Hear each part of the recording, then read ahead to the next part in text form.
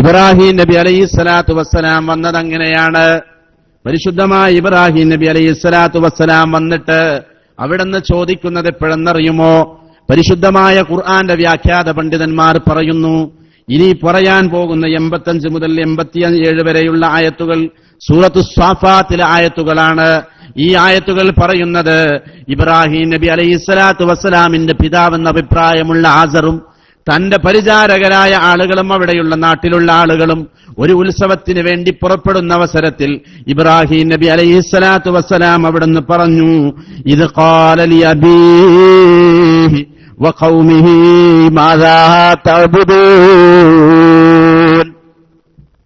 ഇബ്രാഹിം നബി തന്റെ പിതാവിനോടും അവിടുത്തെ ജനതയോടും ചോദിച്ചു, മാദാ തഅബുദൂൻ, നിങ്ങൾ എന്താണ് ആരാധിക്കുന്നത്? നിങ്ങൾ എന്തിനെയാണ് ആരാധിക്കുന്നത്?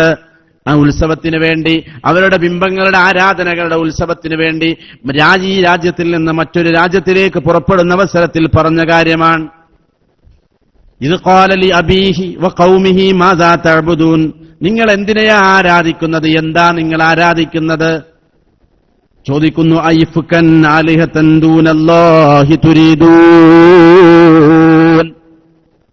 നിങ്ങൾ സ്വമേധയാൽ നിർമ്മിച്ചുണ്ടാക്കിയ അള്ളാഹുവിനെ കൂടാതെയുള്ള വസ്തുക്കളെ ആരാധിക്കലെയാണോ നിങ്ങൾ ആഗ്രഹിക്കുന്നത്? അവിടുന്ന് ഇബ്രാഹിം നബി അലൈഹി സ്വലാത്തു വസ്സലാം ആദ്യമായി തുടങ്ങിവെച്ച പ്രബോധനമാണ്. അപ്പോ അള്ളാഹുവിന്റെ ഏകത്വത്തിലേക്ക് മനുഷ്യ സമുദായത്തെ വളരെയധികം ആത്മാർത്ഥതയോടുകൂടി തന്റെ പിതാവിനെ തന്നെ ക്ഷണിക്കുകയാണ് പരിശുദ്ധമായ അള്ളാഹുവിന്റെ പാതയിലേക്ക്. ദാറുസ്സലാം, ഇസ്ലാം രക്ഷയുടെ വീടാകുന്ന പരിശുദ്ധമായ ദീനുൽ ഇസ്ലാമിന്റെ ഈ സുന്ദരമായ പാന്താവിലേക്ക് ജനസമൂഹത്തെ ക്ഷണിക്കുകയാണ് ഇബ്രാഹിം നബി അലൈഹി സ്വലാത്തു വസ്സലാം. തന്റെ കുടുംബത്തിൽ നിന്നാണ് തുടങ്ങിയത്, തന്റെ പിതാവിനോട് തന്നെയാണ് ആദ്യമായി പറയുന്നത്.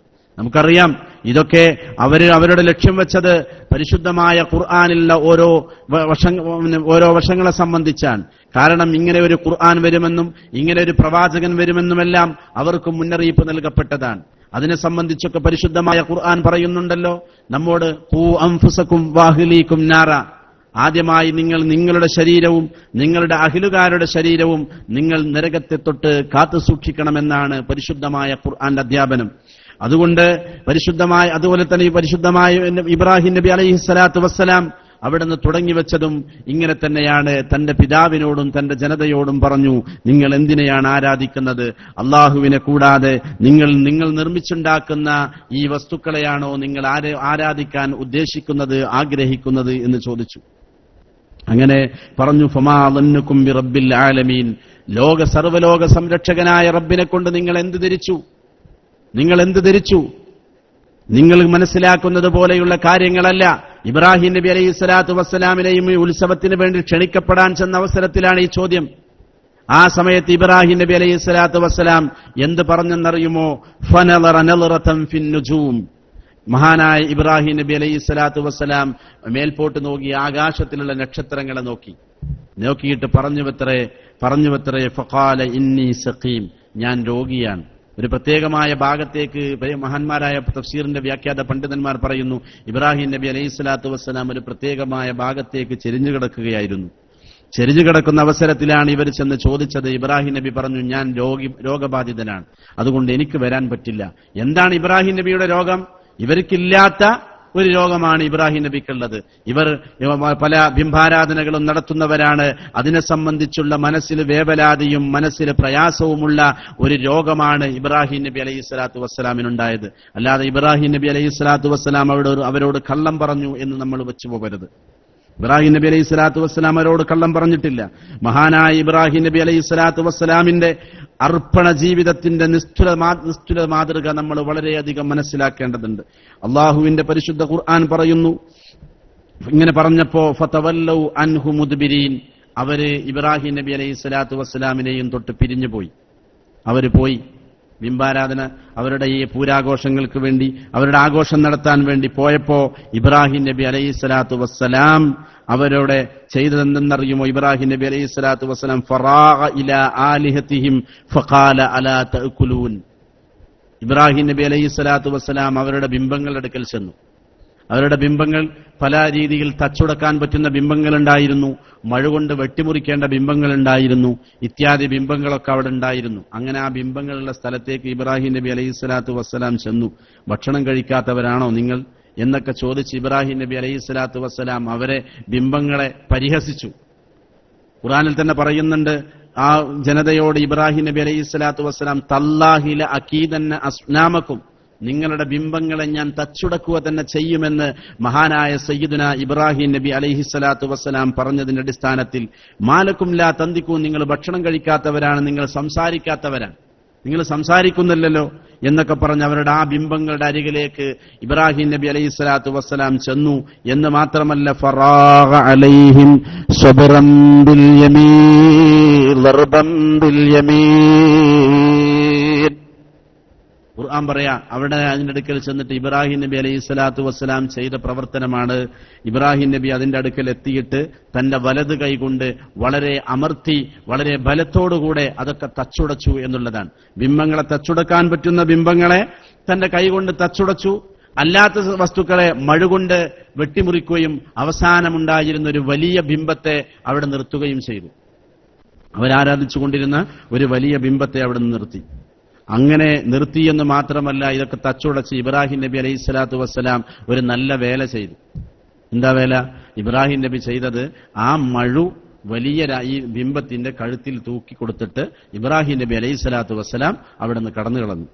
അങ്ങനെ കടന്നു കളഞ്ഞു എന്ന് മാത്രമല്ല, ഇവര് വന്നപ്പോ ബിംബാരാധനയുമായി കടന്നു വന്ന് അവരുടെ ഉത്സവം കഴിഞ്ഞ് തിരിച്ചു വന്നപ്പോ അവരെല്ലാവരും ഈ പൂജാമുറിയിലേക്ക് വന്നപ്പോ കാണപ്പെടുന്നത് ഇങ്ങനെയാണ്.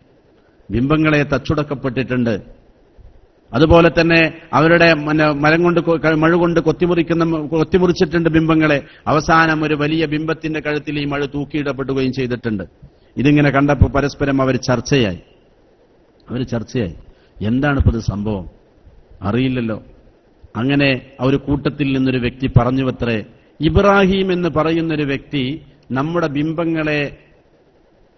ബിംബങ്ങളെ സംബന്ധിച്ച് എതിർത്ത് സംസാരിക്കുന്നതായി ഞാൻ കേട്ടിട്ടുണ്ട് എന്ന് പറഞ്ഞപ്പോ എല്ലാവരും അത് അങ്ങനെ തന്നെ അംഗീകരിച്ചു. കാരണം പലവർക്കും അത് അനുഭവപ്പെടേണ്ടി വന്നിട്ടുണ്ട്. മഹാനായ സയ്യിദുന ഇബ്രാഹിം നബി അലൈഹിസ്സലാത്തു വസ്സലാമിന്റെ അടുകിലേക്ക് അവർ ചെല്ലുന്നു. പരിശുദ്ധമായ ഖുർആൻ പറയുന്നു, ഫഅഖ്ബലൂ ഇലൈഹി യസിഫൂൻ. ഇബ്രാഹിം നബി അലൈഹിസ്സലാത്തു വസ്സലാമിലേക്ക് അവർ വളരെ ആവേശത്തോടുകൂടെ ഓടിച്ചെല്ലുകയാണ്. എന്നിട്ട് അവിടുന്ന് പറയുന്നു, ഇബ്രാഹിം നബിയോട് ചോദിച്ചു, ഇബ്രാഹിമേ, നീ ഞങ്ങളുടെ ബിംബങ്ങളെ തച്ചുടച്ചുവോ? ഇബ്രാഹിം നബി അലൈഹിസ്സലാത്തു വസ്സലാം അവിടുന്ന് അവരോട് പറഞ്ഞ മറുപടി, ഖാല അതഅ്ബുദൂന മാ തൻഹിതൂൻ. നിങ്ങൾ സ്വന്തമായി നിർമ്മിച്ചുണ്ടാക്കിയ വസ്തുക്കളെയാണോ നിങ്ങൾ ആരാധിക്കുന്നത് എന്ന് മഹാനായ സയ്യിദുന ഇബ്രാഹിം നബി അലൈഹിസ്സലാത്തു വസ്സലാം അവിടുന്ന് ചോദിച്ചു. വല്ലാഹു ഖലഖകും വമാ തഅമലൂൻ. നിങ്ങളെ സൃഷ്ടിക്കുന്നതും നിങ്ങളുടെ പ്രവർത്തനങ്ങളെ സൃഷ്ടിക്കുന്നതും അല്ലാഹുവാൻ. അതുകൊണ്ട് നിങ്ങൾ അല്ലാഹുവിനെ ആരാധിക്കണം.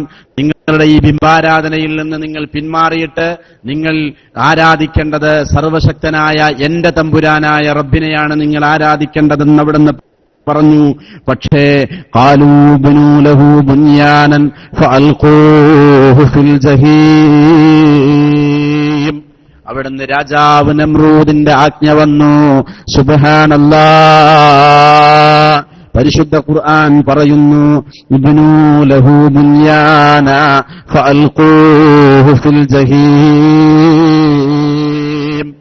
നിങ്ങൾ ഇബ്രാഹീമിന് വേണ്ടി ഒരു ചൂളയുണ്ടാക്കണം, എന്നിട്ട് ഇബ്രാഹീമിനെ ആ ചൂളയിലിട്ട് നിങ്ങൾ കരിക്കുക എന്ന് അവിടുന്ന് നമ്രൂദിന്റെ ആഹ്വാനം വന്നു. ആബാലവൃദ്ധം ജനങ്ങൾ വിറക് ശേഖരിക്കാൻ വേണ്ടി തയ്യാറായി പോവുകയാണ്. വിറക് ശേഖരിക്കാൻ വേണ്ടി ആബാലവൃദ്ധം ജനങ്ങൾ പോയി. അവിടെയുള്ള കുട്ടികളും അവിടെയുള്ള യുവാക്കളും അവിടെയുള്ള വയസ്സായ ആളുകളും ഈ വിറക് ശേഖരണം അതൊരു വലിയ ഒരു ആരാധനയായി തന്റെ ദൈവത്തിനോട് ചെയ്യുന്നൊരു സ്നേഹമായി അവർ കാണുകയും അവിടുന്ന് തന്റെ നമ്രൂദ് അവിടുന്ന് പറയുകയും ചെയ്തു, നിങ്ങൾ നിങ്ങളുടെ ബിംബങ്ങളോട് സ്നേഹമുള്ളവരാണെങ്കിൽ നിങ്ങൾ വിറക് ശേഖരിച്ച് വലിയൊരു ചൂളയുണ്ടാക്കി ഇബ്രാഹീമിനെ നിങ്ങൾ കത്തിക്കണേ എന്ന് പറഞ്ഞു. ഇബ്രാഹിം നബി അലൈഹിസ്സലാത്തു വസ്സലാം പരീക്ഷണത്തിന്റെ വേളയിലാണ്. ഇബ്രാഹിം നബി അലൈഹിസ്സലാത്തു വസ്സലാമിനെ ഫഅറാദൂ ബിഹി കൈദൻ ഫജഅൽനാഹുമുൽ അസ്ഫലീൻ. പരിശുദ്ധ ഖുർആൻ പറയുന്നത് ശ്രദ്ധിക്കുക. ഫഅറാദൂ ബിഹി കൈദ, അവർ ഇബ്രാഹിം നബി അലൈഹിസ്സലാത്തു വസ്സലാമിനെ കൊണ്ടൊരു സൂത്രം ചെയ്യാൻ വേണ്ടി തീരുമാനിച്ചു. പക്ഷേ ഫജഅൽനാഹുമുൽ അസ്ഫലീൻ, അവരെ അല്ലാഹു പറയാണ് ഫജഅൽനാഹുമുൽ അസ്ഫലീൻ, അവരെ നമ്മുടെ കാലിന്റെ കീഴിലാക്കി, അവരെ നമ്മുടെ കാലിന്റെ കീഴിലാക്കി അല്ലാഹു. ഇബ്രാഹിം നബി അലൈഹിസ്സലാത്തു വസ്സലാമിനെ തീകുണ്ടാരത്തിലിടാൻ അവർ ഉദ്ദേശിച്ചതുപോഴും, പക്ഷേ ഇബ്രാഹിം നബി അലൈഹിസ്സലാത്തു വസ്സലാം അവിടെന്ന് പറയുന്നു പരിശുദ്ധ ഖുർആൻ, വഖാല ഇന്നി ളാഹിബുൻ ഇലാ റബ്ബി സയഹ്ദീൻ, ഞാൻ എന്റെ റബ്ബിലേക്ക് ശേഷം പോവും, എന്റെ റബ്ബിലേക്ക് ഞാൻ മടങ്ങും, എന്റെ റബ്ബ് എന്നെ നേർമാർഗത്തിലാക്കുകയും ചെയ്യുമെന്നാണ് ഇബ്രാഹിം നബി അലൈഹിസ്സലാത്തു വസ്സലാം അവിടെന്ന് പറഞ്ഞത്. ഇബ്രാഹിം നബി അലൈഹിസ്സലാത്തു വസ്സലാമിന്റെ മനസ്സിൽ ഇവരെന്ത് ചെയ്താലും ചിലപ്പോൾ എനിക്കത് സംഭവിച്ചേക്കാം, പക്ഷേ മഹാനായ ഇബ്രാഹിം നബി അലൈഹിസ്സലാത്തു വസ്സലാം തന്നെ ഈ തീച്ചൂളയിൽ കൊണ്ടിടുന്ന അവസരത്തിൽ ഒരു പ്രത്യേകമായ പ്രാർത്ഥന നടത്തി. പ്രാർത്ഥന എന്തെന്നറിയുമോ? റബ്ബി ഹബ്ലി മിനസ് സ്വാലിഹീൻ, സ്വാലിഹീങ്ങളിൽപ്പെട്ട ഒരു മകനെ എനിക്ക് നൽകണേ തമ്പുരാനേ എന്ന് മഹാനായ ഇബ്രാഹിം നബി അലൈഹിസ്സലാത്തു വസ്സലാം പ്രാർത്ഥിച്ചു. അങ്ങനെ ഇബ്രാഹിം നബി അലൈഹിസ്സലാത്തു വസ്സലാമിനെ തീകുണ്ടാരത്തിലിട്ടു. ഇബ്രാഹിം നബി അലൈഹിസ്സലാത്തു വസ്സലാമിനെ തീകുണ്ടാരത്തിലിടുന്ന അവസരത്തിൽ എത്രത്തോളം എങ്ങനെയാണ് അവർ തീകുണ്ടാരത്തിലേക്ക് ഇബ്രാഹിം നബി അലൈഹിസ്സലാത്തു വസ്സലാമിനെ വലിച്ചെറിഞ്ഞതെന്ന് നമ്മൾ മനസ്സിലാക്കേണ്ടതുണ്ട്. ഒരുപാട് ദിവസം കത്തിച്ചിട്ട് ആ കത്തിച്ചതിന്റെ ചൂട് കാരണം അവർക്ക് അടുത്തുപോലും അടുക്കാൻ പറ്റാത്ത രീതിയിലുള്ള ചൂളയായിരുന്നു അത്. അവസാനം അവർ അമ്പിന്റെ തെറ്റ് ചെയ്തു, അമ്പിന്റെ തെറ്റത്ത് വെച്ചുകൊണ്ട് അവർ അമ്പെയ്തുകൊണ്ടാണ് മഹാനായ ഇബ്രാഹിം നബി അലൈഹിസ്സലാത്തു വസ്സലാമിനെ ആ ചൂളയിലിട്ട് കളഞ്ഞത്. അല്ലാഹു അക്ബർ, അല്ലാഹു അക്ബർ, അല്ലാഹു അക്ബർ, ലാ ഇലാഹ ഇല്ലല്ലാഹു, അല്ലാഹു അക്ബർ, അല്ലാഹു അക്ബർ വലില്ലാഹിൽ ഹംദ്.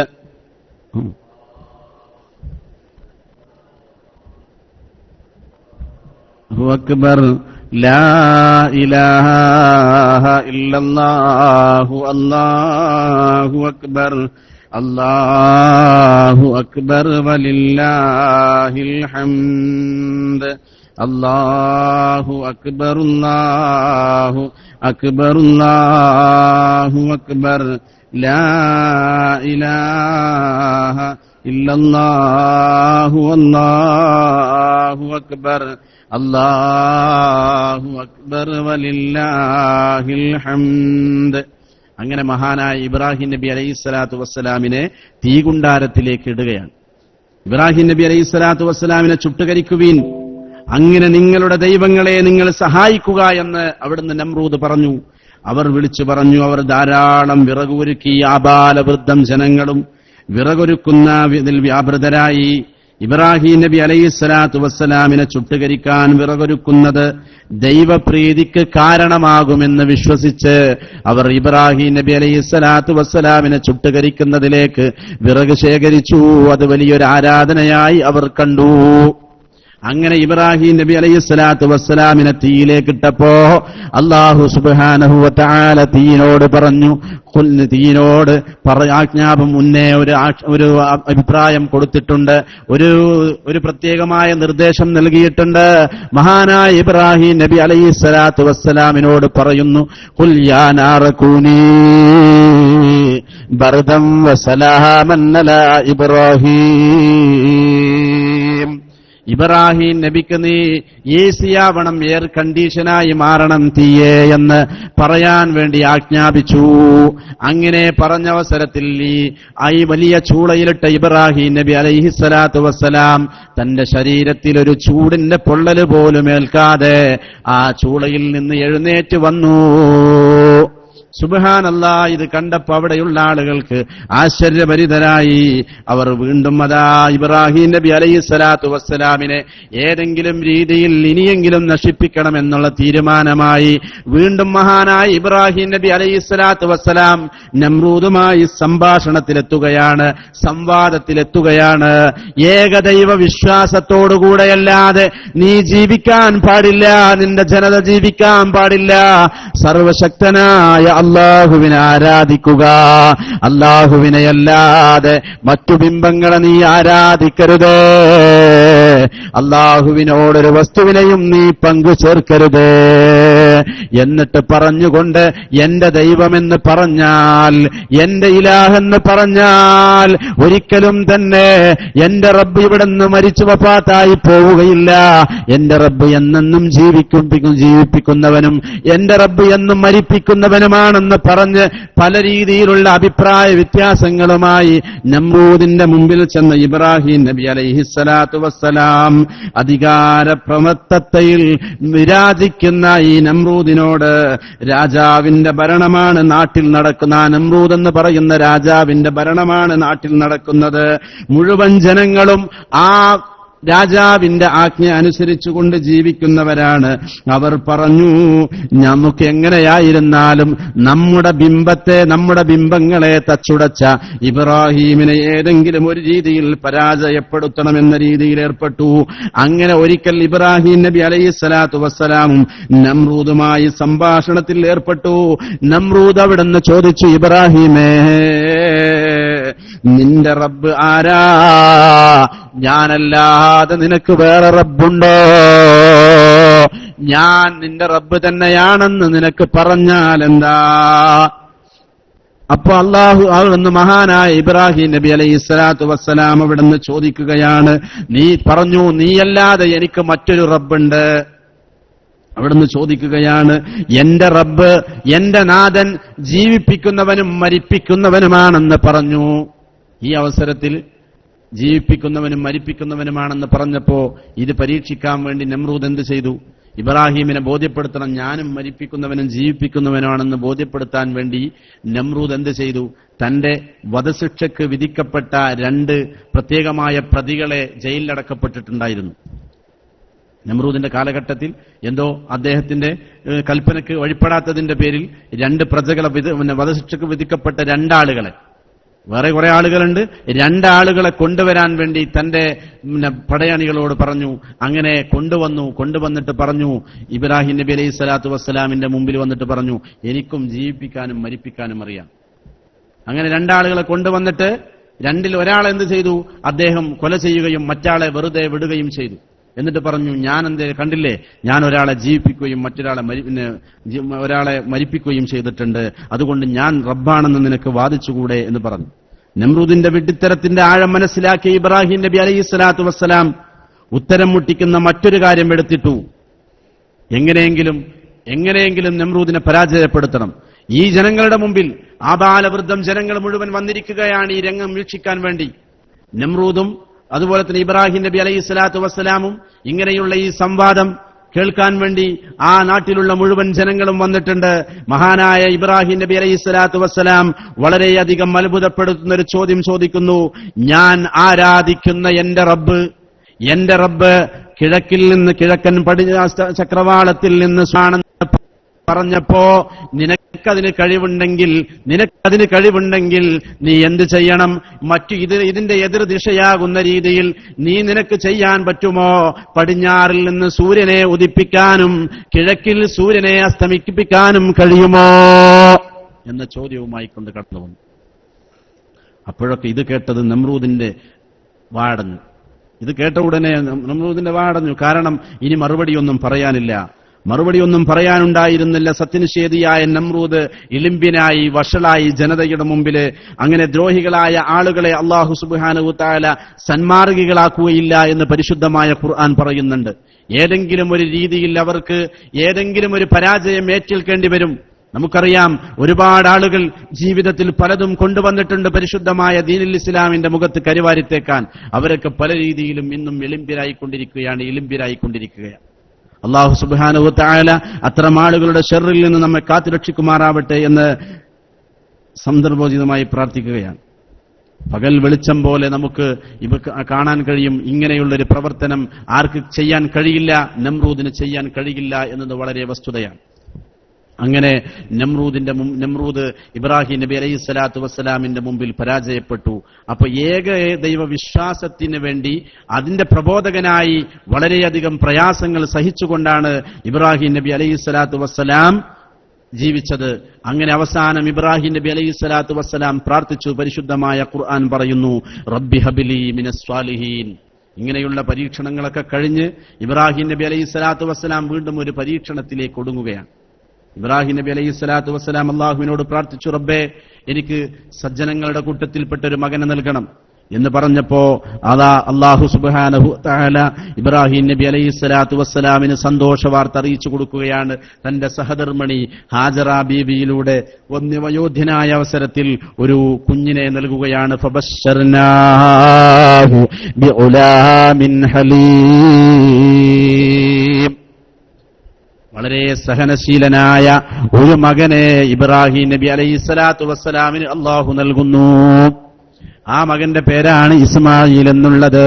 അവരുടെ പൂർണ്ണമായ ജീവിതത്തിന്റെ ഭാഗമാണ് നമ്മളിലേക്ക് കടന്നുകൊണ്ടിരിക്കുന്നത്. അങ്ങനെ ഈ അവസരത്തിൽ അല്ലാഹു മകനെ നൽകിയ അവസരത്തിൽ തന്നെ വളരെ പ്രയാസപ്പെട്ടുകൊണ്ട് ബാബിലോണിയൻ സംസ്കാരത്തില് ഇബ്രാഹിം നബി അലൈഹി സ്വലാത്തു വസ്സലാമിനെ നമുക്കറിയാം, അബ്രഹാം എന്ന് ക്രിസ്ത്യാനികൾ വാഴ്ത്തപ്പെടുന്നത് അദ്ദേഹത്തിന്റെ ജീവിതത്തിന്റെ വിജയങ്ങൾ കണ്ടുകൊണ്ട് അത് പകർത്തിയെടുത്തുകൊണ്ടാണ്. ബാബിലോണിയൻ ജനത ഇന്നും ഇബ്രാഹിം നബി അലൈഹി സ്വലാത്തു വസ്സലാമിനെ അബ്രഹാമായി ചിത്രീകരിച്ചുകൊണ്ട് മഹാനായ ഇബ്രാഹിം നബി അലൈഹി സ്വലാത്തു വസ്സലാമിന്റെ ചര്യ പിൻപറ്റിക്കൊണ്ടിരിക്കുന്നുണ്ട്. നമ്മളും പിൻപറ്റുന്നവരാണ്. പരിശുദ്ധമായ നിസ്കാരങ്ങളിൽ ഇബ്രാഹിമിയ സ്വലാത്ത് ചെല്ലുന്നുണ്ട്. ഹജ്ജിന്റെ കർമ്മത്തിൽ സഅയ് ചെയ്യുന്നുണ്ട്. സഫാ മർവക്കിടയിൽ നടക്കുന്ന സഅയ്, അതുപോലെ തവാഫ് ചെയ്യുന്നുണ്ട്. ജംറകളിലേക്ക് കല്ലെറിയുന്നുണ്ട്. ഈ സംസം വെള്ളം കുടിക്കുന്നുണ്ട്. ഇങ്ങനെയുള്ള പ്രവർത്തനങ്ങളൊക്കെ ചെയ്യുന്നത് മഹാനായ ഇബ്രാഹിം നബി അലൈഹി സ്വലാത്തു വസ്സലാമിന്റെയും തന്റെ മകന്റെയും ആ ജീവിതം കാഴ്ചവെച്ചുകൊണ്ടാണ്, അത് മനസ്സിലാക്കിക്കൊണ്ടാണ് നമ്മൾ ചെയ്യുന്നത്. ഇനിയോ പരീക്ഷണങ്ങൾ, വലിയ വലിയ പരീക്ഷണങ്ങൾ വരാനിരിക്കുന്നു ഇബ്രാഹിം നബിക്ക്. ഇബ്രാഹിം നബി അലൈഹി സ്വലാത്തു വസ്സലാമിന് പരീക്ഷണം വന്നത് എന്തെന്നറിയുമോ? അവിടെ നിന്ന് ഇബ്രാഹിം നബി അലൈഹി സ്വലാത്തു വസ്സലാം മക്കയുടെ ഭാഗത്തേക്ക് തന്റെ സഹധർമ്മിണിയെയും മകനെയും ആക്കിയിട്ട് ബാബിലോണിലേക്ക് തന്നെ തിരിച്ചു പോവുകയാണ്. അവരുടെ കയ്യിലുള്ളതാകെ ഒരു റൊട്ടിയാണ്, കുറച്ച് വെള്ളം മാത്രമാണുള്ളത്. അതവർ ഭക്ഷിച്ചു തീർന്നു. സുബ്ഹാനല്ലാഹ്. മഹദിയായ ഹാജറ ബീവി റളിയല്ലാഹു അൻഹയുടെ സ്തനത്തിൽ പാലില്ലാതെയായി, വെള്ളം കിട്ടാത്ത കാരണം പാലില്ലാതെയായി. മകൻ ഇസ്മായിലിന് കുടിക്കാൻ പാലില്ലാത്തൊരവസ്ഥ വന്നപ്പോ, ഉമ്മക്ക് കുടിക്കാൻ വെള്ളമില്ലാത്ത അവസ്ഥ കാരണം പാലില്ലാതെ വന്നപ്പോ മഹദിയായ ഹാജറ ബീവി സഫയുടെയും മർവയുടെയും ഇടയിൽ അന്ന് നടക്കുക എന്ന് പറഞ്ഞാൽ എത്രയോ ദശവർഷങ്ങൾക്ക് മുമ്പാണ്, എത്രയോ സഹസ്രാബ്ദങ്ങൾക്ക് മുമ്പാണ് ഇങ്ങനെയുള്ള ഈ ഒരു പ്രവർത്തനം നടക്കുന്നത്. മക്കയും മദീനയും വളരെ വിജനമായ സ്ഥലമാണ്. മക്കയെക്കുറിച്ച് നമുക്കറിയാം, അവിടെ ഒരിക്കലും ഒരു നല്ല രീതിയിലുള്ള സ്ഥലമായിരുന്നില്ല. ഈ പരിശുദ്ധമായ കഅബ വരലോടുകൂടെയാണ്, ഇബ്രാഹിം നബി അലൈഹി സ്വലാത്തു വസ്സലാം വരലോടുകൂടെയാണ്, നബി സല്ലല്ലാഹു അലൈഹി വസല്ലമ തങ്ങളുടെ ജന്മത്തോടുകൂടെയാണ് മക്ക യഥാർത്ഥത്തിൽ മക്കയായി മാറുന്നത്. അതിന്റെ മുമ്പ് മക്കയുടെ അവസ്ഥ വളരെ കല്ലും മുള്ളും നിറഞ്ഞ, മലകൾ നിറഞ്ഞ ഒരു പ്രദേശമായിരുന്നു മക്ക. ഈ മക്കയിലെ സഫാ മർവക്കിടയിൽ മഹദിയായ ഹാജറ ബീവി നടന്നു. തന്റെ പിഞ്ചോമന മകന് ഒരൽപ്പം വെള്ളം, ദാഹജലം നൽകാൻ എവിടെയെങ്കിലും വെള്ളം ലഭിക്കുമോ എന്നന്വേഷിക്കാൻ വേണ്ടി നടന്നു പോയതാണ് സഫാ മർവ. അതിന്റെ ഓർമ്മയ്ക്ക് വേണ്ടിയാണ് മുസ്ലിമേ, അത്രയും കാലങ്ങൾ കഴിഞ്ഞിട്ടും, അഗാധമായ കാലങ്ങൾ തീണ്ടിയിട്ടും ഇന്ന് ലോക മുസ്ലിമീങ്ങൾ അവിടെ പോയി സഫാ മർവക്കിടയിൽ നടക്കുമ്പോ മഹദിയായ ഹാജറ ബീവി റളിയല്ലാഹു അൻഹയെ ഓർക്കാതെ കഴിയുമോ? ഓർക്കാതെ അങ്ങനെയുള്ളൊരു സൽക്കർമ്മം ചെയ്യാൻ കഴിയുമോ? അങ്ങനെ നടന്നിട്ട് അവസാനം 7ാമത് പ്രാവശ്യം വന്നു നോക്കിയപ്പോ സയ്യിദുനാ ഇസ്മായിൽ നബി അലൈഹിസ്സലാത്തു വസ്സലാം തന്റെ കാലിട്ടടിച്ച സ്ഥലത്ത് നിന്ന് വെള്ളം ഉറവ പൊട്ടിയ അവസരത്തിൽ അവിടുന്ന് ഹാജറാ ബീവി പറഞ്ഞു, സംസം യാ മാഉ സംസം, സംസം സംസം നിൽക്കട്ടെ നിൽക്കട്ടെ നിൽക്കട്ടെ നിൽക്കട്ടെ എന്ന് പറഞ്ഞു. അതാണ് സംസം എന്ന പേര്. നമുക്കറിയാം ആ വെള്ളത്തെ സംബന്ധിച്ച് ഇൻഷാ അല്ലാഹ് ഞാൻ പറഞ്ഞു വരുന്നത്. അങ്ങനെ അവിടുന്ന് സംസം ഉറവ പൊട്ടി. ഇബ്രാഹിം നബി അലൈഹിസ്സലാത്തു വസ്സലാമിന്റെ പുന്നാര മകൻ ഇസ്മായിൽ നബി അലൈഹിസ്സലാത്തു വസ്സലാം വളർന്നു വലുതായി. ഏകദേശം ഒരു കുട്ടിപ്രായത്തില് ഏകദേശം തന്റെ പിതാവിനെ കാണുമ്പോ ഓടി വരുന്നൊരു പ്രായം, മാതാവിനെ കാണുമ്പോ ഉമ്മച്ചി എന്ന് വിളിച്ച് ഓടി വരുന്നൊരു പ്രായം, വാപ്പയെ കാണുമ്പോ വാപ്പാ, മാമയെ കാണുമ്പോ മാമാ എന്ന് വിളിച്ച് നല്ല രസത്തിൽ സംസാരിക്കുമ്പോ നമുക്കൊക്കെ ഇഷ്ടപ്പെട്ടു പോകുന്നൊരു പ്രായമുണ്ട് മക്കളിൽ. ആ പ്രായമെത്തി മഹാനായ സയ്യിദുനാ ഇസ്മാഈൽ നബി അലൈഹിസ്സലാത്തു വസ്സലാം. പരിശുദ്ധ ഖുർആൻ പറയുന്നത് കണ്ടോ, ഫലമ്മാ ബലഗ മഅഹുസ്സയ്യാ, ഫലമ്മാ ബലഗ മഅഹുസ്സയ്യാ, ഇബ്രാഹിം നബിയോടുകൂടെ സഈന്റെ സമയമെത്തിയപ്പോൾ, ആ പ്രായമെത്തിയപ്പോൾ ഓടിക്കളിക്കാനും ചാടിക്കളിക്കാനും വാപ്പയുടെ എവിടെയെങ്കിലും പോകുമ്പോ വാപ്പയുടെ കൂടെ ഞാനുമുണ്ടെന്ന് പറഞ്ഞ്, എന്റെ പൊന്നുമോൾ, എനിക്ക് 4 വയസ്സായൊരു മകളുണ്ട്, ആ മകള് ഞാൻ എവിടെയെങ്കിലും വീട്ടിൽ നിന്ന് പോകുമ്പോ എന്റെ കൂടെ കരഞ്ഞിട്ട് എന്റെ കൂടെ വരാറുണ്ട്. എന്റെ പ്രിയപ്പെട്ട സുഹൃത്തുക്കളെ, നിങ്ങൾക്കും മകാനുഭവം തദൈവയായിരിക്കും. നിങ്ങളുടെ ജീവിതത്തിലും നിങ്ങൾ അനുഭവപ്പെടുന്നവരാണ്. നിങ്ങളുടെ എളാപ്പയുടെ മകൻ, കൊച്ചുപ്പയുടെ മകനാവട്ടെ, ആരായിരുന്നാലും ആ പ്രായത്തിൽ അന്യ വീട്ടിലൊരു മകനായിരുന്നാലും മകളായിരുന്നാൽ പോലും നമ്മൾ ആഗ്രഹിക്കുന്നൊരു പ്രായമാ ആ കുഞ്ഞിന്റെ വായിൽ നിന്ന് വരുന്ന വാക്കുകൾ കേൾക്കാൻ, ആ പുഞ്ചിരി കാണാൻ. അങ്ങനെയുള്ളൊരു സമയമെത്തിയപ്പോ പരിശുദ്ധമായ ഖുർആന്റെ ഓർഡർ വരുന്നു. യാരാ ഇബ്രാഹിം നബി അലൈഹിസ്സലാത്തു വസ്സലാം ഒരു സ്വപ്നം കാണുകയാ. ആ സ്വപ്ന സാക്ഷാത്കാരം നടക്കുന്നത് വല്ലാത്തൊരത്ഭുതം തന്നെ. അവിടുന്ന് വന്നിട്ട് സയ്യിദുനാ നമ്മുടെ പിതാവ് സമ്മാക്കുമുൽ മുസ്ലിമീൻ, നിങ്ങൾക്ക് മുസ്ലിം എന്ന നാമകരണം ചെയ്തിരിക്കുന്നു എന്ന് പറഞ്ഞത് ഇബ്രാഹിം നബിയോടാണ്. മക്കളെ, പരിശുദ്ധമായ ഖുർആൻ ഇബ്രാഹിം നബിയോടാണ് മുസ്ലിം എന്ന പദം ഉപയോഗിച്ചത്. എന്തിന്റെ പേരിലെന്നറിയുമോ? അല്ല ഇബ്രാഹിം നബിയോട് പറഞ്ഞു, ഇബ്രാഹിം വഇദ് ഖാല റബ്ബുഹു വഇദ് ഖാല ലഹു റബ്ബുഹു അസ്ലിം ഖാല അസ്ലംതു ലിറബ്ബിൽ ആലമീൻ. ഇബ്രാഹിം നബി അലൈഹിസ്സലാത്തു വസ്സലാമിനോട് അല്ലാഹു പറഞ്ഞു, ഇബ്രാഹിമേ, എനിക്ക് നിങ്ങൾ വഴിപ്പെടുക എന്ന് പറഞ്ഞപ്പോ ഇബ്രാഹിം നബി അലൈഹിസ്സലാത്തു വസ്സലാം, ഖുർആനാണ് പറയുന്നത്, ഖാല അസ്ലംതു ലിറബ്ബിൽ ആലമീൻ, ഞാൻ സർവലോക സംരക്ഷകനായ അല്ലാഹുവിന് വഴിപ്പെടുന്നു എന്ന് പറഞ്ഞ ഇബ്രാഹിം നബി അലൈഹിസ്സലാത്തു വസ്സലാം ഒരു സ്വപ്നം കാണുകയാ. സ്വപ്നം കാണണം, കേൾക്കണോ?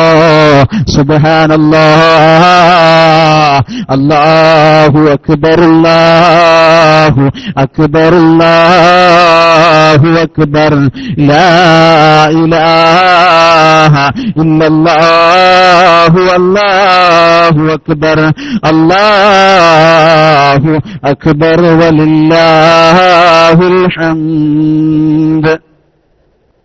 മഹാനായ ഇബ്രാഹിം നബി അലൈഹിസ്സലാത്തു വസ്സലാം തന്റെ മകനോട് വന്നിട്ട് പറയുന്നു, ഖാല യാ ബുനയ്യ ഇന്നി അറാ ഫിൽ മനാം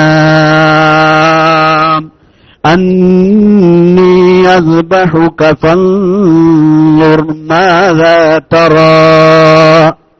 ഇബ്രാഹിം നബി അലൈഹിസ്സലാത്തു വസ്സലാം തന്റെ മകനോട് ചോദിക്കുക, യാ ബുനയ്യ, എന്റെ കുഞ്ഞുമോനെ ഇന്നി അറാഫിൽ മനാം, ഞാൻ സ്വപ്നത്തിൽ ദർശിച്ചിട്ടുണ്ട്, അന്നി അദ്ബഹുക, നിന്നെ അറുക്കണമെന്ന് അള്ളാഹുവിന്റെ ഓർഡർ എനിക്ക് വന്നിട്ടുണ്ട് എന്ന് ചോദിച്ചപ്പോ, എന്ന് പറഞ്ഞപ്പോ,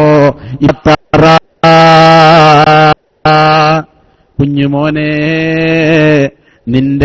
നിന്റെ വിഷയം എന്താണതിൽ, നിന്റെ പ്രതീക്ഷ എന്താണ്, നിന്റെ അഭിപ്രായം എന്താ എന്നവിടെ നിന്ന് പറയുമോ? അതല്ലേ ഖുർആൻ പറഞ്ഞത്, സഹനശീലനായൊരു മകനെ കൊണ്ട് അല്ലാഹു സുബ്ഹാനഹു വ തആല സന്തോഷവാർത്ത അറിയിച്ചില്ലേ? ഫബശ്ശർനാഹു ബിഉലാമിൻ ഹലീം. സഹനശീലനായ ഒരു മകനെ കൊണ്ട് അല്ലാഹു സുബ്ഹാനഹു വ തആല സന്തോഷവാർത്ത അറിയിച്ചു. അങ്ങനെയുള്ള മക്കളുടെ കൂട്ടത്തിൽ നമ്മുടെ മക്കളെയും അല്ലാഹു ഉൾപ്പെടുത്തി അനുഗ്രഹിക്കുമാറാവട്ടെ. അവരുടെയൊക്കെ ഹഖ് ബറക്കത്ത് കൊണ്ട് നമ്മൾ പറയുന്നതും കേൾക്കുന്നതുമൊക്കെ സ്വാലിഹായ കർമ്മമായി അല്ലാഹു സ്വീകരിക്കുമാറാവട്ടെ. നമ്മുടെ മക്കളെ അല്ലാഹു സ്വാലിഹീങ്ങളുടെ കൂട്ടത്തിൽ ഉൾപ്പെടുത്തുമാറാവട്ടെ. അവിടുന്ന് പറഞ്ഞു, മകൻ മഹാനായ ഇസ്മായിൽ നബി അലൈഹി സ്വലാത്തു വസ്സലാം പറയാണ്, ഖാല യാ ബതി ഫഅൽ മാ തുഅ്മർ സതജിദുനി ഇൻഷാ അല്ലാഹു മിനസ് സ്വാബിരീൻ. എന്റെ പ്രിയപ്പെട്ട വാപ്പച്ചി, എന്റെ ഉപ്പച്ചി, നിങ്ങളോട് കൽപ്പിക്കപ്പെട്ടതുപോലെ നിങ്ങൾ ചെയ്തു കൊള്ളുക. നിങ്ങളോട് കൽപ്പിക്കപ്പെട്ടതെന്താ? എന്നെ അറുക്കണമെന്നല്ലേ? ആ കൽപ്പന പോലെ നിങ്ങൾ പ്രവർത്തിച്ചു കൊള്ളുക എന്ന് മഹാനായ ഇസ്മാഈൽ നബി അലൈഹിസ്സലാത്തു വസ്സലാം തന്റെ പിതാവിനോട് പറയുന്നു.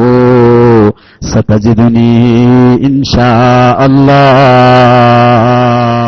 മിനസ് സ്വാബിരീൻ. അല്ലാഹു ശേഷം നിങ്ങളെ ക്ഷമാശീലനായി എത്തിക്കും. അല്ലാഹു നിങ്ങൾക്ക് ക്ഷമ തരും. നിങ്ങളെ ക്ഷമ തരുന്നവരുടെ കൂട്ടത്തിൽ ക്ഷമക്ക് ഒരുപാട് പ്രത്യേകതകളുണ്ട്. നമുക്കറിയാമല്ലോ, മഹാനായ അയ്യൂബ് നബി അലൈഹിസ്സലാത്തു വസ്സലാം ക്ഷമിച്ചതിന്റെ പേരിൽ പൂർവോപരി നല്ല രീതിയിലുള്ള തന്റെ ശരീരവും അതുപോലെ തന്നെ തന്റെ ശരീരത്തിന്റെ അഴകും തിരിച്ചു വന്നതുപോലെ നിങ്ങൾക്കും അതുപോലെ അനുഭവപ്പെടാം വാപ്പച്ചി. അതുകൊണ്ട് അല്ലാഹുവിന്റെ കൽപ്പനയ്ക്ക് എതിര് നിൽക്കണ്ട. ഫലമ്മാ അസ്ലമാ, അങ്ങനെ അവർ രണ്ടുപേരും വഴിപ്പെട്ടപ്പോ വാപ്പയും മകനും വഴിപ്പെട്ടു. എന്തു പറഞ്ഞാലും ഞങ്ങളെ സൃഷ്ടിച്ച റബ്ബ്, സർവ്വലോക സംരക്ഷകനായ അല്ലാഹു ഞങ്ങളെ സൃഷ്ടിച്ചവനാണെന്നുള്ള ഉത്തമബോധത്തോടുകൂടെ അവർ റബ്ബിനെ വഴിപ്പെട്ടപ്പോ, എന്റെ പ്രിയപ്പെട്ട സഹോദരന്മാരെ, മഹാനായ ഇബ്രാഹിം നബി അലൈഹിസ്സലാത്തു വസ്സലാം തന്റെ മുന്നാര മകനെ അറുക്കാൻ കൊണ്ടുപോകുന്ന വേളയിൽ ഉമ്മയോട് പറയാൻ വേണ്ടി പറയുന്നു, അപ്പാ എന്റെ ഉമ്മയോട് ഈ വിവരം അറിയിക്കല്ല, എന്നെങ്ങനെ അറുക്കാൻ വേണ്ടി റബ്ബിന്റെ ഓർഡറുണ്ട്, എന്നെ നിങ്ങൾ അതിനു വേണ്ടിയാണ് കൊണ്ടുപോകുന്നതെന്ന് നിങ്ങൾ പറയല്ലേ, എന്റെ ഉമ്മക്ക് സങ്കടമാകും ഉപ്പാ. മഹാനായ സയ്യിദുനാ ഇബ്രാഹിം നബി അലൈഹിസ്സലാത്തു വസ്സലാമിന്റെ പുന്നാരമോക മകൻ ഇസ്മായിൽ നബി അലൈഹിസ്സലാത്തു വസ്സലാമിനെ ഇങ്ങനെയുള്ള ഒരു ദിവസത്തില് വളരെ നല്ല രീതിയിലുള്ള വസ്ത്രം ധരിപ്പിച്ചിട്ട് തന്റെ കൂടെ പറഞ്ഞു വിടുന്നു. വതല്ലഹു ലിൽ ജബീൻ. എന്നിട്ടൊരു പ്രത്യേകമായ സ്ഥലത്ത് പോയി മഹാനായ ഇബ്രാഹിം നബി അലൈഹിസ്സലാത്തു വസ്സലാമിനെ അവിടുന്ന് ഇബ്രാഹിം നബി അലൈഹിസ്സലാത്തു വസ്സലാമിനോട് മകൻ അറുക്കാൻ കൊണ്ടുപോയ അവസരത്തിൽ പറയുന്നു, എന്റെ പ്രിയപ്പെട്ട ഉപ്പാ, എന്റെ കൈകാലുകൾ ബന്ധിക്കണേ, എന്നെങ്ങാനും നിങ്ങൾ എന്നെ കമിഴ്ത്തിക്കിടത്തി അറുക്കണേ ഉപ്പാ എന്റെ ചെന്നിയിൽ ചരിച്ചു കിടത്തിയിട്ട് എന്നെ അറുക്കണേ. എന്റെ മുഖത്തേക്ക് നിങ്ങൾ നോക്കുമ്പോ ആ പിതൃത്വത്തിന്റെ സ്നേഹം അനുഭവപ്പെട്ട് നിങ്ങൾക്ക് ഏതെങ്കിലും ഒരു രീതിയിൽ ഒരവസ്ഥ വന്നാൽ റബ്ബിന്റെ മുമ്പിലുള്ള തഖ്വ നഷ്ടപ്പെടുമല്ലോ. എന്റെ മുഖം കാണുമ്പോ നിങ്ങൾക്ക് പിതൃത്വ സ്നേഹം വരുമല്ലോ. അതുകൊണ്ട് നിങ്ങൾ എന്നെ മുഖം ചിരിച്ചു കിടത്തണേ ഉപ്പാ, എന്റെ കൈകാലുകൾ ബന്ധിപ്പിക്കണേ. അങ്ങനെ പരിശുദ്ധ ഖുർആൻ പറയുന്നു, വതല്ലഹു ലിൽ ജബീൻ, ചെന്നിയുടെ ഭാഗത്തേക്ക് ചരിച്ചു കിടത്തി. അങ്ങനെ അറുക്കാൻ വേണ്ടി പോകുന്നു. സുബ്ഹാനല്ലാഹ്, വാനലോകം മുഴുവൻ നിശ്ചലമായി പോകുന്നു. ആറ്റുനോറ്റ് കിട്ടിയ മകനെ അറുക്കാൻ പറഞ്ഞ ഇബ്രാഹിം, ആ കൽപ്പന പറഞ്ഞ പദപ്പടി അനുസരിച്ച ഇസ്മായിൽ നബി അലൈഹിസ്സലാത്തു വസ്സലാം, ഇവരുടെ രണ്ടുപേരുടെയും ഈ ഒരു രംഗം കണ്ട് വാനലോകം മുഴുവൻ ആശ്ചര്യഭരിതരായി അത്ഭുതത്തോടുകൂടെ നിശ്ചലമായി പോവുകയാ. അല്ലാഹു അക്ബർ, അല്ലാഹു അക്ബർ, അല്ലാഹു അക്ബർ, ലാ ഇലാഹ ഇല്ലല്ലാഹു, അല്ലാഹു അക്ബർ, അല്ലാഹു അക്ബർ, വലില്ലാഹിൽ ഹംദ്.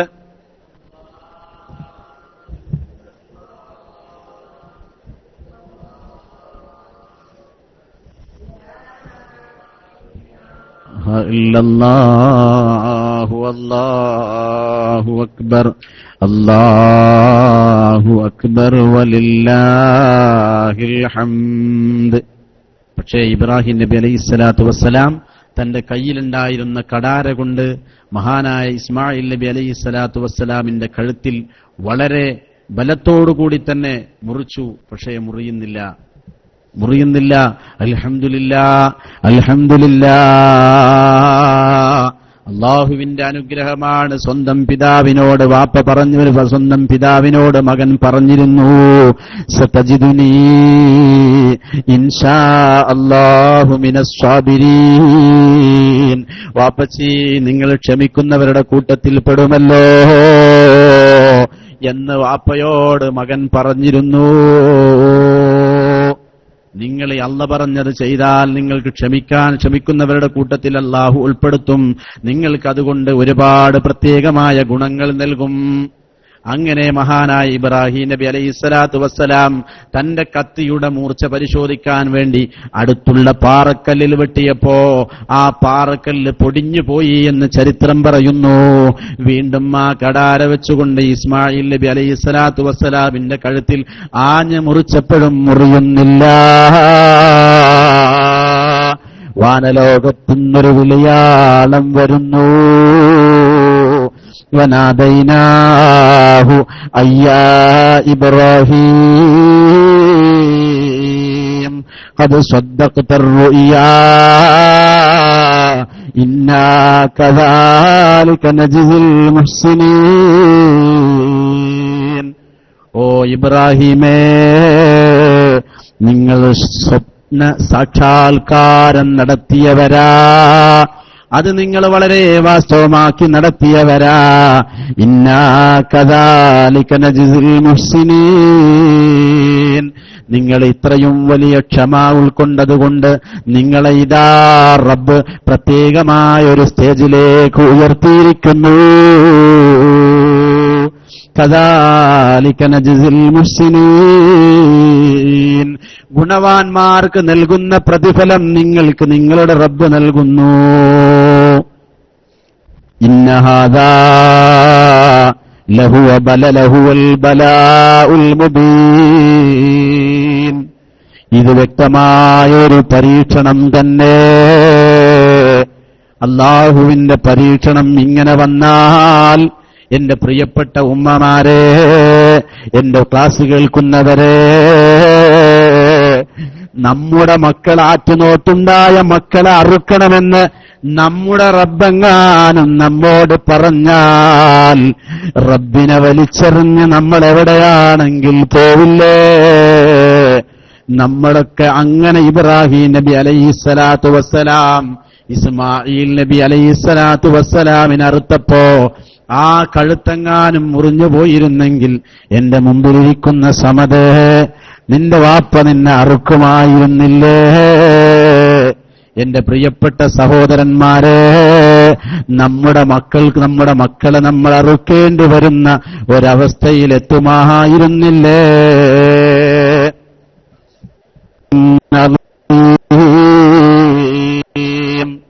ഒരു മഹത്തായ ബലിമൃഗത്തെ അവിടുന്ന് ഫിദിയ നൽകി, അറുക്കാൻ വേണ്ടി കൊടുത്തു. സ്വർഗത്തിൽ നിന്നൊരാടിനെ കൊടുത്തു. സുബ്ഹാനല്ലാഹ്.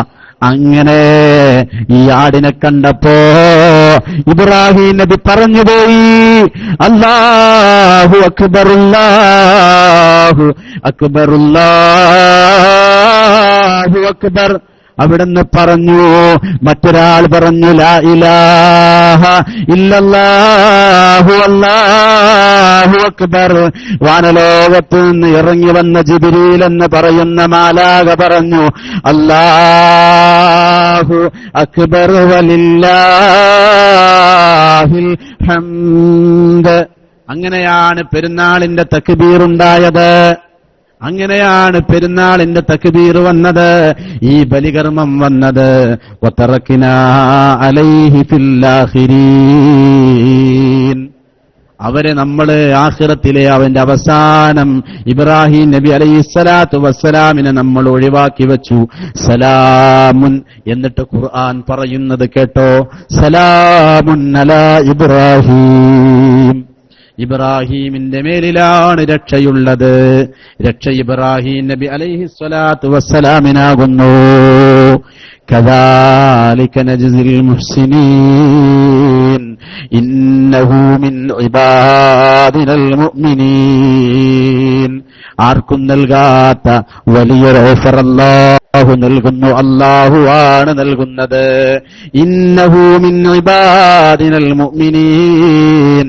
എന്റെ മുഅ്മിനായ, എന്നെക്കൊണ്ട് വിശ്വസിച്ച, എന്നെക്കൊണ്ട് യഥാർത്ഥത്തിൽ അംഗീകരിച്ച എന്റെ അടിമയുടെ കൂട്ടത്തിൽപ്പെട്ടവരാണ് ഇബ്രാഹീമെന്ന് അല്ലാഹു മഹാനായ ഇബ്രാഹിം നബി അലൈഹിസ്സലാത്തു വസ്സലാമിനെ വാഴ്ത്തിക്കൊണ്ട് പറഞ്ഞു. എന്റെ പ്രിയപ്പെട്ട സഹോദര സഹോദരിമാരെ, നമ്മൾ ഹജ്ജിന്റെ കർമ്മങ്ങളിൽ പല കാര്യങ്ങളും ഓർക്കാനുണ്ട്, പല കാര്യങ്ങളും നമ്മൾ ചെയ്യാനുണ്ട്. സംസമിനെ സംബന്ധിച്ച് നമ്മൾ ഒരുപാട് മനസ്സിലാക്കാനുണ്ട്. സംസം എന്ന് പറയുന്ന കിണറിന്റെ ആഴം പരിശോധിക്കാൻ വേണ്ടി പലരും പലതും നടത്തിയിട്ടുണ്ട്. പക്ഷേ അതിന്റെ ഒരു പ്രത്യേകമായ അതിർത്തി എത്തിയപ്പോ അത് അവിടെ നിന്ന് കുഴിക്കാൻ കഴിഞ്ഞിട്ടില്ല. അതിന്റെ അപ്പുറത്തേക്ക് അത് വീതി കൂട്ടാൻ കഴിഞ്ഞിട്ടില്ല. അതിന്റെ അപ്പുറത്തേക്ക് അത് നീളം കൂട്ടാൻ കഴിഞ്ഞിട്ടില്ല.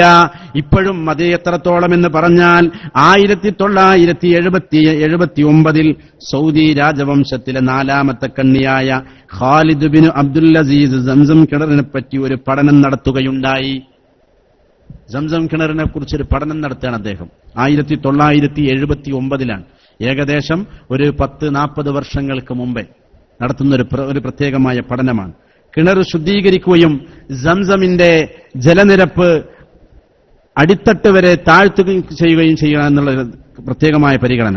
താഴ്ത്തിയതിനു ശേഷം ചുവരുകളിൽ നിരീക്ഷണം നടത്തുക എന്നൊക്കെയാണ് അദ്ദേഹം പ്രധാനമായി ആഗ്രഹിച്ചത്. കിണർ ശുദ്ധീകരിക്കുക തുടങ്ങിയവയായിരുന്നു അദ്ദേഹത്തിന്റെ മുഖ്യ ലക്ഷ്യം. അങ്ങനെ യഹിയ കൊശക് എന്ന എഞ്ചിനീയറായിരുന്നു ചുമതല. യഹിയ കൊശക് എന്ന് പറയുന്ന ഒരു എഞ്ചിനീയറെ അതിന്റെ ചുമതല ഏൽപ്പിച്ചു. കിണറിലെ സംസം മുഴുവൻ വറ്റിച്ച് കളയാനുതകുന്ന 4 മോട്ടോർ പമ്പുകൾ സജ്ജമാക്കി. മിനിറ്റിൽ 8000 ലിറ്റർ എന്ന തോതിൽ 4 മോട്ടോർ പമ്പുകളും 24 മണിക്കൂർ പ്രവർത്തിച്ചുകൊണ്ടിരുന്നു എന്നാണ്. മണിക്കൂറിൽ 8000 ലിറ്റർ എന്ന തോതിൽ, മിനിറ്റിൽ മണിക്കൂറിലല്ല, മിനിറ്റിൽ 8000 ലിറ്റർ എന്ന തോതിൽ 4 മോട്ടോർ പമ്പുകളും 24 മണിക്കൂറുകൾ പ്രവർത്തിച്ചുകൊണ്ടിരുന്നു. കിണറ്റിന്റെ നിരപ്പിൽ നിന്നും 3.23 മീറ്റർ താഴെ നിന്നിരുന്ന ജലനിരപ്പ് 13.39 മീറ്റർ വരെ താഴ്ന്നു. 13.39 മീറ്റർ വരെ താഴ്ന്നു. കിണറിലേക്ക് ഉറവകൾ ഒഴുകിയെത്തുന്ന നിരപ്പായിരുന്നു അത്. അവിടെയായിരുന്നു കിണറിലേക്ക് ഉറവകൾ എത്തിത്തുടങ്ങുന്ന സ്ഥലം. നമുക്കറിയാലോ, നമ്മുടെ കിണറൊക്കെ പറ്റുമ്പോൾ നമുക്കറിയാം ഉറവ് വരുന്ന സ്ഥലം നമുക്കറിയാൻ പറ്റും. എന്നതുപോലെ ഈ ഉറവ് വരുന്ന സ്ഥലത്തിന്റെ നിരപ്പായിരുന്നു ഈ 13.39 മീറ്റർ. അങ്ങനെ എന്നാൽ ജലനിരപ്പ് താഴ്ന്ന ഈ അളവിലെത്തിയപ്പോഴേക്കും ജലം ഉയർന്നു പൊന്തി. എന്തായില്ല, പിന്നീട് അവിടുന്ന് താഴ്ന്നില്ല, ഉയർന്നു പൊന്തി എന്നാണ് പറയുന്നത്. ആ ഭൂനിരപ്പിൽ നിന്നും കിണറ്റിന്റെ മുഖത്തേക്ക് 3.23 മീറ്റർ അടുത്തെത്തുന്നത് വരെ ഒരിഞ്ച് പോലും വെള്ളം താഴോട്ടിറങ്ങിയില്ല. കിണറിന്റെ വീതി 4 മീറ്ററാണെന്നും ആഴം 14 മീറ്ററാണെന്നും കണ്ടെത്തിയതൊഴിച്ച് സംസം കിണർ വറ്റിക്കാനുള്ള ശ്രമം വിഫലമാവുകയായിരുന്നു. എത്രയാണ് അതിന്റെ? 4 മീറ്ററാണ് അതിന്റെ വീതി, 14 മീറ്ററാണ് അതിന്റെ ആഴം. 14 മീറ്ററുള്ളൂ ആഴമുള്ളത് സംസം കിണറിനുള്ള ആഴം അത്രയാണ്. എന്നിട്ട് പറയുന്നു, സംസം കിണറിന്റെയും പുണ്യതീർത്ഥത്തിന്റെയും അമാനുഷിക സ്പർശം അടയാളപ്പെടുത്തുന്ന ഒരു തെളിവായി ഈ സംഭവം ചരിത്രത്തിൽ രേഖപ്പെട്ട് കിടക്കുന്നുണ്ട്. മൊത്തം 30 മീറ്റർ താഴ്ചയുള്ള സംസം കിണറിന്റെ താഴ്ഭാഗത്ത് 17.2 മീറ്ററോളം ഗ്രാനൈറ്റ് പാറകളാണ്. പാറകളില്ലാത്ത മുകൾ ഭാഗം 12.8 മീറ്ററോളം പടുത്തുയർത്തപ്പെട്ട നിലയിലാണ്. കിണറിന്റെ ചുറ്റളവ് എല്ലാ ഭാഗങ്ങളിലും ഒരുപോലെയല്ല. ഇനി എന്താണ് സംസം വെള്ളത്തിന്റെ പ്രത്യേകത എന്ന് നമ്മൾ മനസ്സിലാക്കേണ്ടതുണ്ട്. മഹാനായ നബി സല്ലല്ലാഹു അലൈഹി വസല്ലമ തങ്ങൾ സംസം വെള്ളത്തെക്കുറിച്ച് പഠിച്ചു. നമ്മളൊക്കെ സംസം വെള്ളത്തെക്കുറിച്ച് കൊണ്ടുവരാറുണ്ട്, പക്ഷെ നമ്മുടെ വീടുകളിൽ വെക്കാറുണ്ട്. നമ്മളൊന്നും അതൊരാവശ്യത്തിന് ഉപയോഗിക്കുന്നില്ല എന്നുള്ളതാണ്. അൽ മാഉ സംസം ലിമാ ശുരിബ ലഹു എന്നാണ് പുണ്യനബി മുഹമ്മദ് മുസ്തഫ സല്ലല്ലാഹു അലൈഹി വസല്ലമ തങ്ങൾ നമ്മെ പഠിപ്പിച്ചത്. സംസം വെള്ളം എന്തിനു വേണ്ടിയാണോ നിങ്ങൾ കുടിച്ചത് അതിനു വേണ്ടിയാണ് എന്നാണ്. ഞാനൊരു സംഭവം ഓർത്തുപോവുകയാണ്. ഞങ്ങളുടെ നാട്ടിൽ ഉബൈദ് ചങ്ങലേരി എന്ന് പറയുന്ന ഒരു കർമ്മധീരനായ ഒരു സാമൂഹിക പ്രവർത്തകൻ ഉണ്ടായിരുന്നു.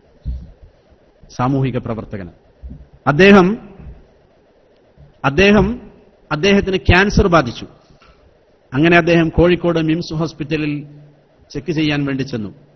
ചെക്ക് ചെയ്ത് ക്യാൻസർ ആണെന്ന് ബോധ്യപ്പെട്ടതിന് ശേഷം അദ്ദേഹം ആദ്യമായി തിരിച്ചു വന്നത് നമ്മളിൽ നിന്ന് വിട പറഞ്ഞു പോയ ഒരു കാലത്തിന്റെ നക്ഷത്രമായിരുന്ന മഹാനായ സയ്യിദ് ശിഹാബ് തങ്ങളുടെ അടുക്കിലേക്കാണ്. പാണക്കാട് സയ്യിദ് മുഹമ്മദ് അലി ശിഹാബ് തങ്ങളുടെ അടുക്കിലേക്ക് എത്തി. അദ്ദേഹത്തിന്റെ അടുക്കലെത്തി മഹാനവറുകളുടെ അടുക്കലേക്ക് എത്തിയിട്ട് കാര്യങ്ങളൊക്കെ പറഞ്ഞു.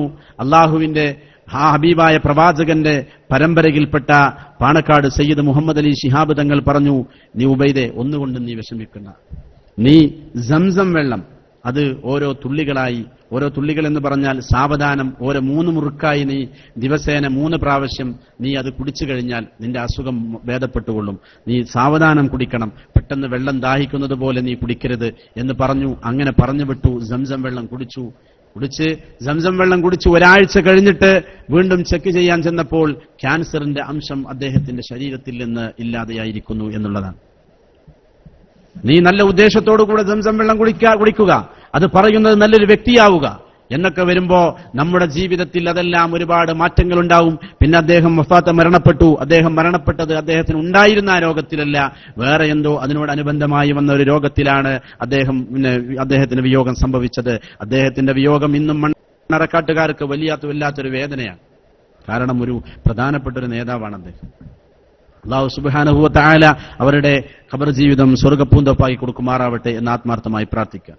എന്റെ പ്രിയപ്പെട്ട സഹോദരിമാരെ, അപ്പൊ സംസം വെള്ളം പരിശുദ്ധ ഇസ്ലാം പഠിപ്പിക്കുന്നത് ഈ ദുനിയാവിൽ ഇന്ന് ലഭിക്കുന്ന വെള്ളത്തിൽ ഏറ്റവും ശ്രേഷ്ഠമായ വെള്ളം അത് സംസം വെള്ളമാണ് എന്ന് മഹാന്മാരായ പണ്ഡിതന്മാർ പറഞ്ഞു തരുന്നുണ്ട് നമുക്ക്.